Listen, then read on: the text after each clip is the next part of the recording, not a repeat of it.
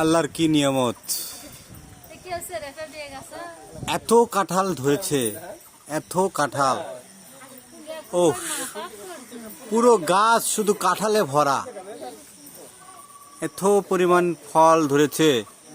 আসলে আল্লাহর কি নিয়ামত, আল্লাহ চাইলে কি না করতে পারে।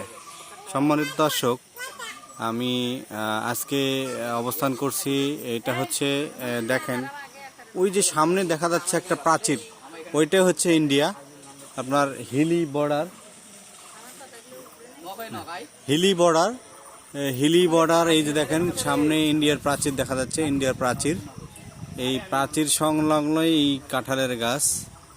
আসলে আমরা অবস্থান করতেছি হিলি বর্ডারে। এটা হচ্ছে স্টেশনের হিলি রেল স্টেশনের পিছনে দেখেন মনোরম পরিবেশ। হ্যাঁ, কত সুন্দর, এত পরিমাণ কাঁঠাল ধরছে আসলে অমায়িক।